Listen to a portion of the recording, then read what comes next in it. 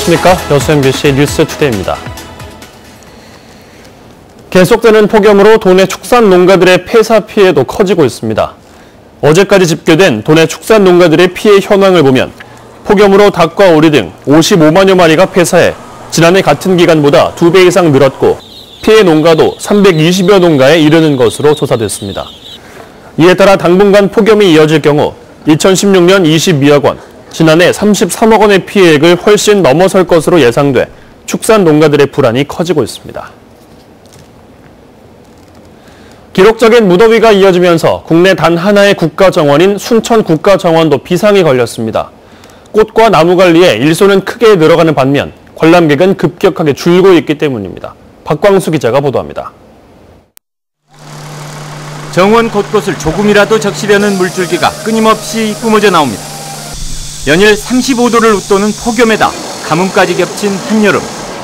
100만 제곱미터가 넘는 순천 국가정원 내 87만 그루의 나무들도 진땀을 흘리고 있습니다. 지금 폭염이 장기화되면서 나무라든가 잔디라든가 지금 화해류에 상당히 영향을 많이 미치고 있습니다. 결국 일일 한 50여 명가량이 관수 작업에 투입되고 있습니다. 찜통 더위는 이처럼 일손은 뺏으면서도 관람객의 발길은 뚝 끊기게 하고 있습니다. 순천 국가정원의 상징 봉화언덕입니다. 항상 많은 사람들이 줄지어 걸어오르던 이곳도 오늘은 텅 빈 언덕이 돼버렸습니다. 너무 좋은데 더워가지고 지금 10분의 1도 못 돌았어요. 양산도 들리고. 이른 무더위가 시작된 이달 한 달 동안 국가정원을 찾은 관람객은 12만 명. 지난해 같은 기간 27만 명에 비해 절반 이상 줄어들었습니다. 관람객 감소세가 예상을 뛰어넘자 당국도 비상이 걸렸습니다. 풀장과 그늘막 설치를 늘리고 양산 대여도 확대하는 등 길어진 무더위의 여파를 줄이기 위해 안간힘을 쓰고 있습니다. 걸어 다니면서 쉬실 수 있게 시원한 바람이 나오는 쿨존을 운영하고 어린이들이 와서 재밌게 놀다 갈 수 있게 풀장도 운영을 하고 있습니다. 국가정원은 이와 함께 다음 달 26일까지 단시간 이어지는 물빛 축제와 야간 개장을 홍보하며 한낮의 무더위를 피하려는 관람객들을 적극 유치할 계획입니다. MBC 뉴스 박광수입니다. 순천시 해령면 일대에서 올해 첫 노지 벼베기 행사가 열렸습니다. 이번 행사에는 농민과 농협 관계자 등 100여 명이 참여했으며 조기 햅쌀 수확을 위해 올해 3월 극조 생종 모내기 이후 140일 만에 수확이 이루어져 추석을 앞두고 전국으로 판매될 예정입니다. 순천의 벼 조기 재배는 지난 1959년부터 전통을 이어왔으며 올해는 133헥타르에서 740톤의 햅쌀이 생산될 것으로 보입니다. 전국적으로 폭염이 연일 기승을 부리고 있습니다. 휴가 절정기를 맞아 강렬한 햇빛이 내리쬐는 바다보다는 시원한 계곡으로 피서객이 몰리고 있습니다. 박민주 기자가 취재했습니다. 햇살이 뜨거운 여름 산자락, 산속 계곡을 따라 폭포수가 쏟아져 내립니다. 숲과 나무가 만나는 계곡 곳곳에는 피서객들이 넘쳐납니다. 한여름 계곡은 말 그대로 산속의 오아시스나 다름없습니다. 피서객들은 시원한 계곡물에 몸을 담그며 가마솥 더위를 잊어봅니다. 어른도 아이도 신나는 물놀이를 즐기며 여름을 만끽합니다. 시원하고 즐겁고 휴가 차 왔어요. 바다는 덥고 계곡은 시원하고 바람도 불고 재밌어요. 수영하는 거?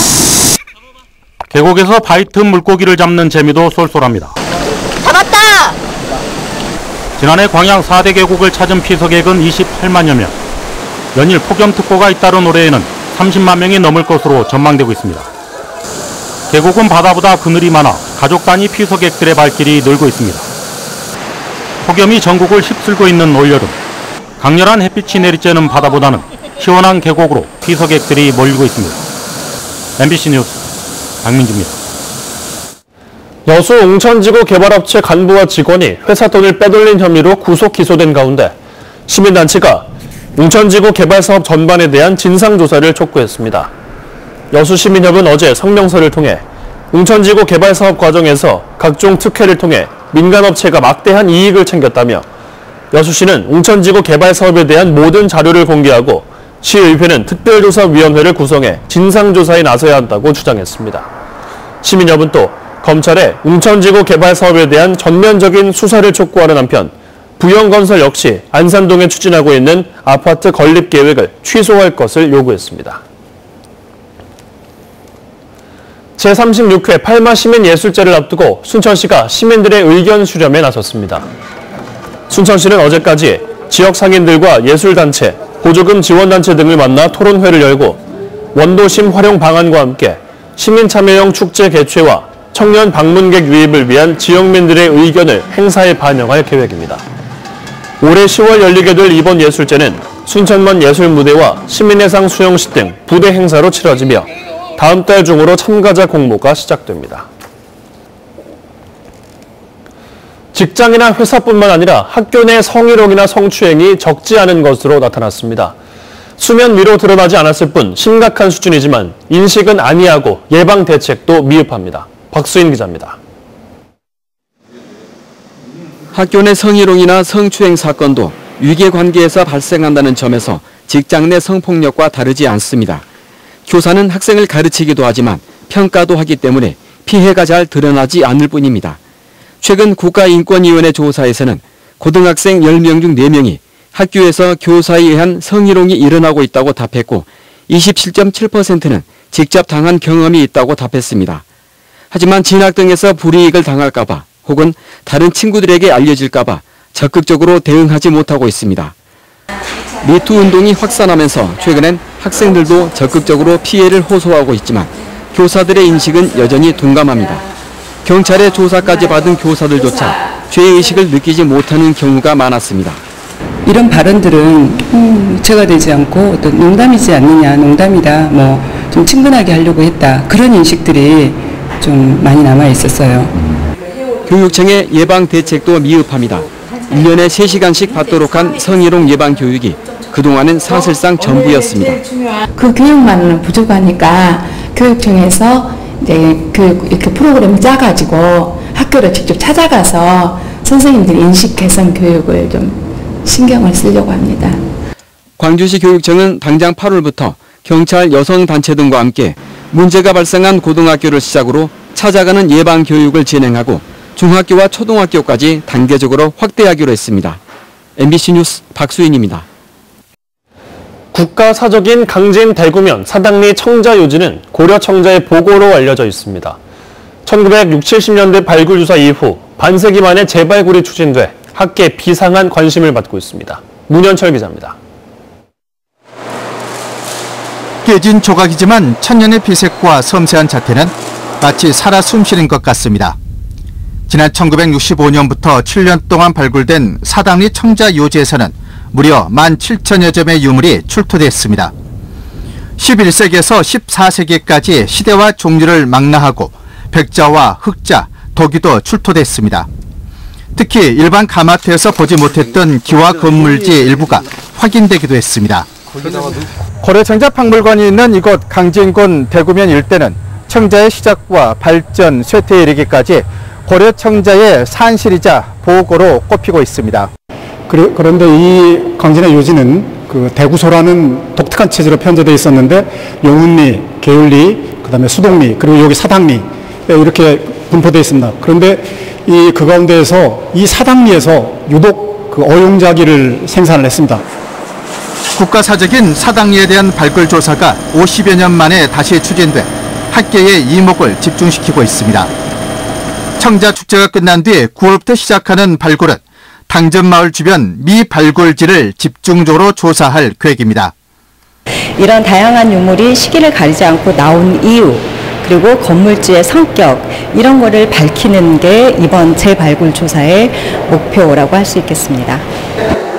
고려시대 왕실과 귀족들이 쓰는 최상품 청자를 만들었던 사당리 요지. 반세기 만에 이루어지는 재발굴 조사를 통해 1000년 전 사당리의 또 다른 실체가 모습을 드러낼지 관심이 쏠리고 있습니다. MBC 뉴스 문현철입니다. 전라남도가 오는 2020년에 개최될 예정인 UN 기후변화협약 당사국 총회 유치에 적극 나서기로 했습니다. 전라남도는 지난 5월에 체결된 전남, 경남 간의 상생협력 추진협약에 따라 오는 2020년에 개최되는 제26차 UN 기후변화협약 당사국 총회를 여수에 공동 유치할 계획이라며 오는 10월부터 2억 원의 예산을 들여 유치 타당성 조사 용역을 실시하기로 했습니다. 전라남도는 이와 관련해 지난 2012년과 2017년 총회 유치 활동을 토대로 2020년 총회 유치를 위해 대정보 설득과 건의에 경상남도와 공동 노력하기로 했습니다. 고흥군이 농어촌 폐교를 활용해 목일신 자전거 박물관 건립을 추진합니다. 고흥군은 고흥 출신 동요작가 목일신의 대표작인 동요 자전거를 주제로 하는 따르릉 목일신 자전거 박물관을 건립하기로 하고 내년도 폐교 활용 교육 문화예술 공간 설치 지원 사업에 공모하겠다고 밝혔습니다. 고흥군은 이를 위해 옛 도양초등학교를 예정 부지로 정해 국토비 60억 원을 들여 박물관 유치와 건립을 함께 추진할 계획입니다. 여수 세계 박람회장 대기업에 투자한 호텔형 숙박시설이 건립됐습니다. 국제관 D동에 들어선 여행자 호텔은 SK네트워크스가 50억 원을 들여 건립했으며 2인실 객실 56개를 갖추고 오늘부터 본격적인 영업에 들어갑니다. 박람회재단은 해수부와 공동으로 첫 대기업 투자 유치를 이끌어냈다며 박람회장 활성화에 도움이 될 것으로 기대했습니다. 광양시가 내실 있는 마을기업 육성을 위한 기반 구축에 나서고 있습니다. 광양시는 마을 공동체를 기반으로 주민 주도의 공동체 사업을 벌이는 마을기업 육성을 위해 사전 컨설팅과 교육 지원, 선정 이후 예산 지원에 나서고 있습니다. 광양시는 지난 2011년 마을기업 육성에 나서 가사랑 농업법인 등 12개소를 선정했으며 오는 2022년까지 22개의 마을기업으로 확대할 계획입니다. 여수 광양항만공사는 광양항 내 시설물 안전관리 내실화를 위해 보수 보강 공사에 나섭니다. 여수 광양항만공사는 모두 11억 5천만 원의 공사비를 투입해 앞으로 6개월간 컨테이너 부두와 원료 부두 등 시설물 단면 보수와 방충제, 안전난간 보수 등을 실시할 계획입니다. 이번 보수 보강 공사는 지난해 실시한 안전 점검에서 발견된 손상 부분을 보수하고 태풍 등의 재해를 예방하는 데 목적을 두고 있습니다. 여수시가 통합 예약 시스템을 개선해 오늘부터 운영에 들어갑니다. 여수시는 휴대전화를 통해 본인 인증을 거치면 비회원도 사용할 수 있도록 편의성을 높이고 결제와 예약 취소, 환불 절차도 간편하게 개선했다고 밝혔습니다. 사상 최강더위가 기승을 부리겠습니다. 서울의 낮 기온이 39도까지 치솟아 역대 최고 기온을 갈아치울 것으로 보이고요. 일부 지역에서는 40도를 넘어서기도 하겠습니다. 밤더위도 심해져서 내일은 서울에서도 초열대야가 나타날 가능성이 있습니다. 물을 충분히 마시고 햇볕이 뜨거운 12시부터 5시 사이에는 야외 활동을 자제하시는 편이 좋겠습니다. 햇살이 강하다 보니 오늘 자외선 지수는 전국적으로 높음 단계 이상까지 오르겠고요. 서울을 포함한 서쪽 지방 곳곳으로는 오존 농도까지 짙어지겠습니다. 태풍 종다리에서 약화된 열대 저기압은 현재 일본 가고시마 서쪽 해상에 위치해 있습니다. 남해상의 수온이 높기 때문에 오늘 중에는 다시 태풍으로 발달할 것으로 보입니다. 현재 서울의 기온은 28.2도 보이고 있고요. 열대야가 쉬어갔던 포항도 다시 기온이 오르면서 현재 25.7도를 나타내고 있습니다. 한낮 기온은 서울 39도, 춘천 39도, 안동 37도, 광주는 38도까지 오르겠습니다. 입추가 있는 다음 주에도 35도를 넘나드는 더위가 계속될 전망입니다. 날씨였습니다.